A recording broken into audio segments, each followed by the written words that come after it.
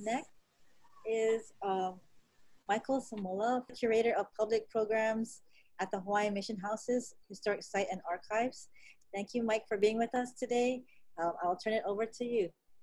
All right, mahalo for having me. So we've been digitizing things for a long time now here at Mission Houses, about 10 years or so. Over the last 10 years, we've digitized approximately 100,000 pages out of our archives, including photo collections and photo negatives and glass plate negatives and things like that.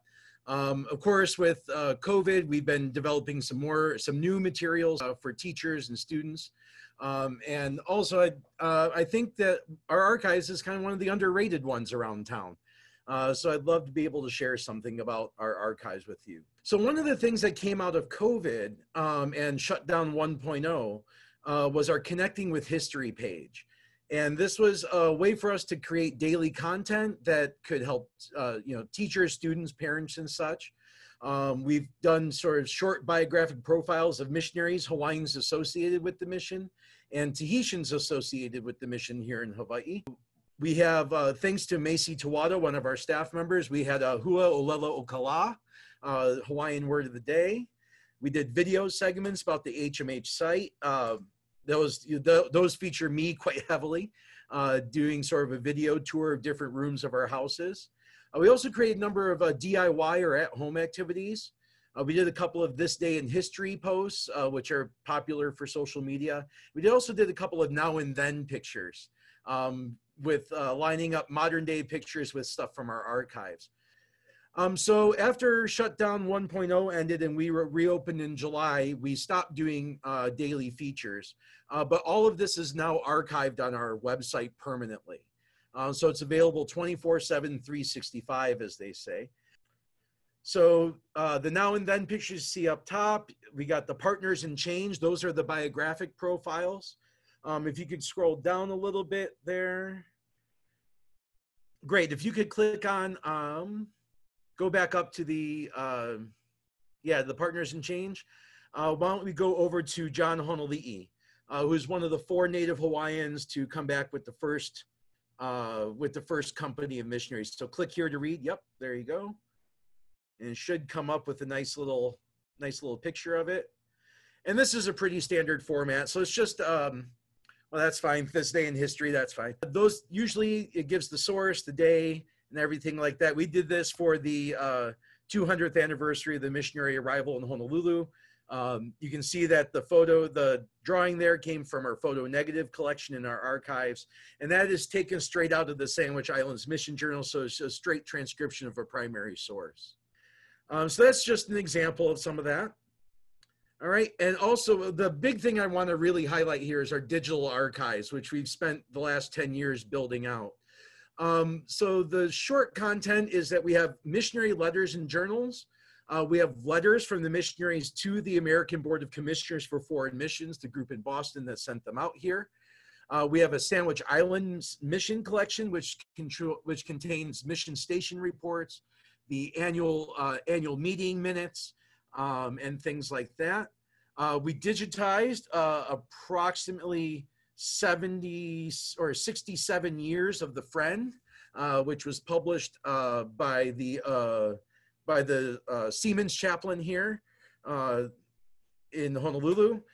Photographs and photo negatives, Hawaiian language imprints. One of the lesser known things about the Hawaiian Missions archives is that we hold one of the largest collections of Hawaiian printed material in the world through our Hawaiian language imprint collection, including some really early books printed in Hawaiian by the missionaries. We also host the Hawaiian Evangelical Association collection as well. There's a big name file there. A lot of that has to do with the Hawaiian missions to Micronesia and to the Marquesas. And that's a lot of letters and things like that.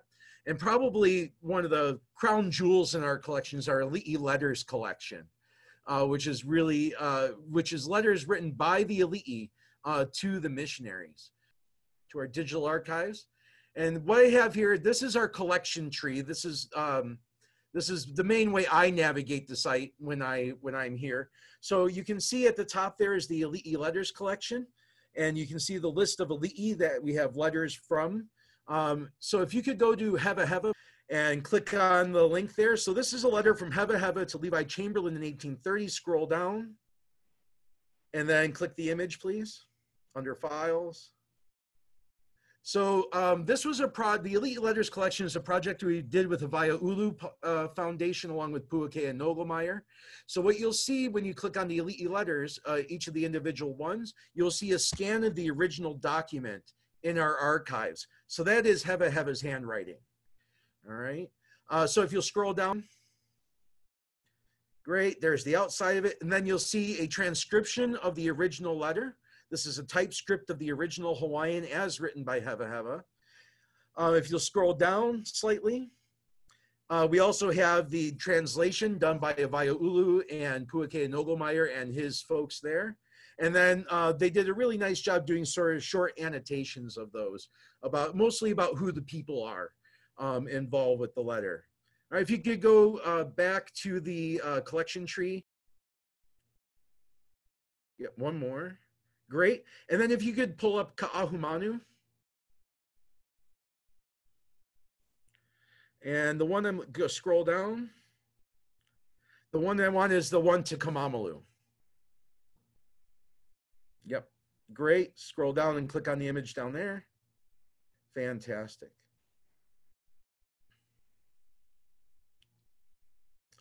So this is a scan of a photocopy. All right. So again, we have a letter from Ka'ahumanu, all right, going down, all right, to, so we got Kamala'i and Ka'ahumanu, all right. So again, you have the translation. The one I like really, the thing, if you'll scroll down there, the thing I really love about this one is showing the Ali'i support for widespread Hawaiian literacy. You know, at the end says, there are many people but few letters. I want you to send 800 letters in Hawaiian. We want literacy. It may make us wise. And this letter was written in 1822, just 2 years after the missionaries arrived. All right.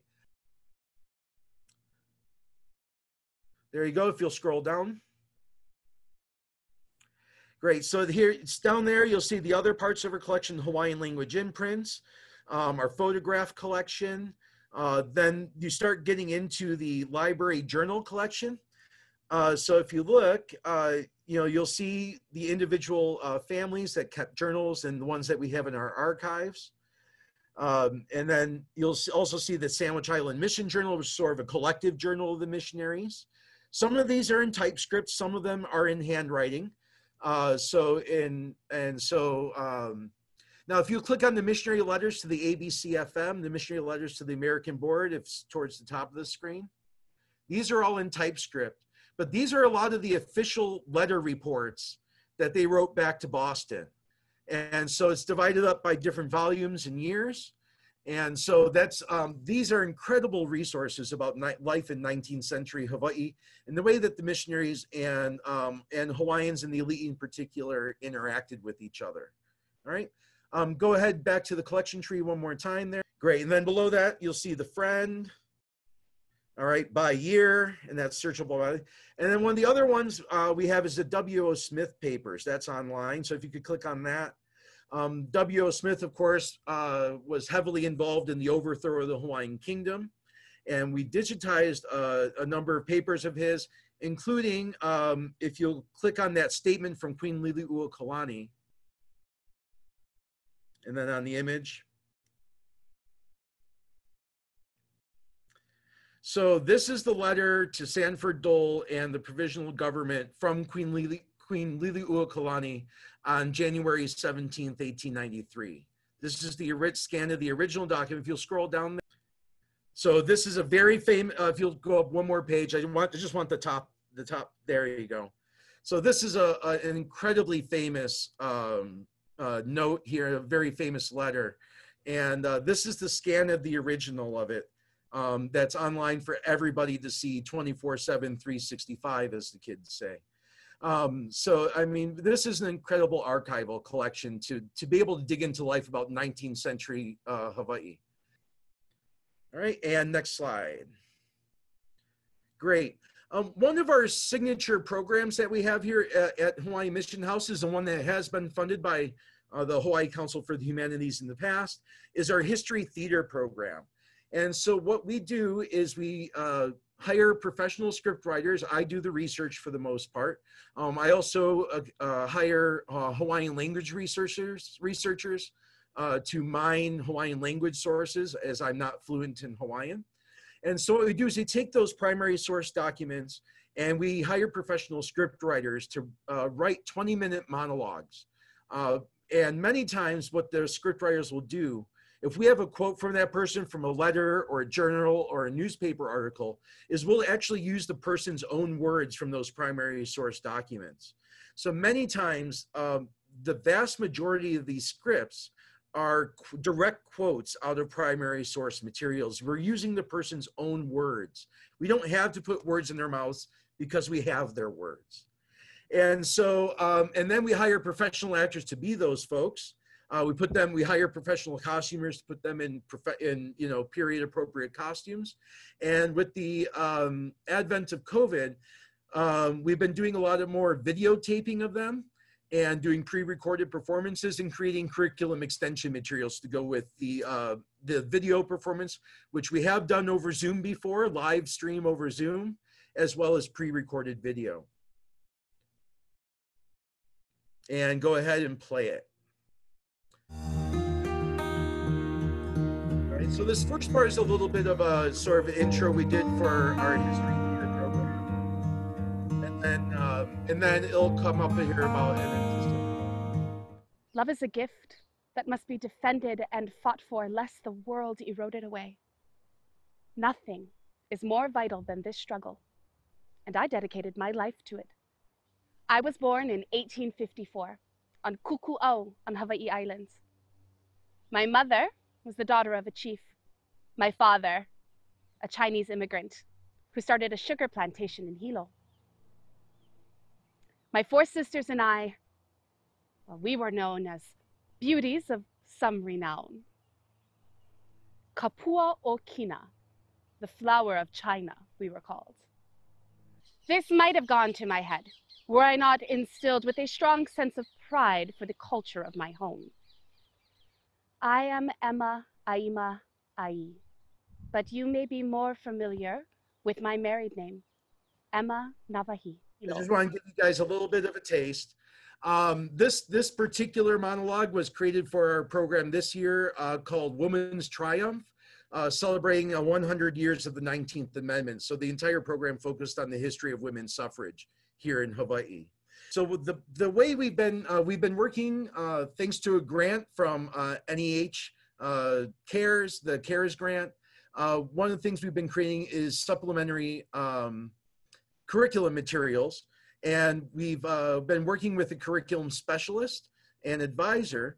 And so the model that is going to be happening for most social studies teachers, and I hope the social studies teachers watching this will recognize this, is the inquiry design model. And so we provide sort of collated primary source materials dealing with the compelling questions that are in the state benchmarks and dealing with particular standards and benchmarks within the DOE system. So the stage in the question is they watch the performance, something similar to what you just saw. And then each of the compelling questions have 3 supporting questions. Can you scroll down just a touch? Thank you. All right, so each supporting question deals with some aspect from the video. And so with the, so you have the supporting question 1, what did the Committee of Safety feel, you feel the overthrow is necessary? And then in the featured sources are hyperlinks to digitize primary source materials. So for example, if you go click on source A there in the first question, resolution of the Committee of Safety, hopefully that one link works. It'll take you straight to the PDF of the resolution of the Committee of Safety, so you can read it for yourself. Go ahead back to the IDM curriculum. Thank you. All right, and how did Native Hawaiians resist the overthrow and annexation? So we have the protest surrender letter. We have parts of the Kue petition from the National Archives. And then also from our collections are our letter to the U.S. Senate from Hawaiian patriotic organizations, which I did transcriptions and typescripts of. So that knowing that a lot of kids today don't read or have learned cursive. So if you go further down on this document, so that you see some of them have more sources than the other. The argument is having the student answer the compelling question. And then we try to come up with a sort of an alternative extension activity, of which there's a Vimeo performance of My Poina, which we thought would be very appropriate for this particular one dealing with the overthrow. And then one of the interesting things about this inquiry design model is that it's based on civic action and being able to take this information and have students take some type of public or civic action. So the taking informed action, now that you know all this stuff, so what and what do you do with it? So it's write to your representatives in the state or federal government how the overthrow still affects Hawaiian culture, political status, and socioeconomic opportunities today, and propose a solution to any of the problems that the student might identify. So that is the model we're going with, and it's one that that we found out that social studies teachers here in Hawaii are going to be adopting wholeheartedly and fully next academic year. So if you can go back to my presentation there, next slide. And then one of the other things is that we are taking all of this material and putting them in one place for teachers and students and parents. So we're in the works developing an education resource center, which will be a Google Sites type website that will include we're writing this inquiry design model based curriculum for our normal sort of school program activities that kids used to do when we were here on site, and the ones that we can do virtually, all of that connecting with history content, the history theater information, as well as links to our archives pages. So that's coming soon. That's still in development, but hopefully we're going to have something up by the end of this month in regards to our Education Resource Center. So that's all I have as far as our digital resources. On our archives page, there are virtual field trips. I just did a virtual tour yesterday for HPU students. So we can do history theater over Zoom. Or any other web conferencing platform. We can do guided tours, live stream guided tours through whatever web conferencing program we're using. We've done it for Iolani School and for Punahou School already, as well as HPU. So that is an option that we are now offering in light of the current COVID situation and the situation regarding virtual schooling. And I believe that's all I have. So. Again, thank you so much for having Hawaiian Mission Houses here. In the chat to everybody, I'm going to put direct links to most of the web pages that we showed you through my presentation so that you can have access to those in the chat as well. And just go ahead and explore our website, and we'll be happy to help you any way we can. Awesome. Thank you so much, Mike. I want to say a big thank you again to Clement, Gina, Carl, and Mike for sharing your amazing and rich resources with us today.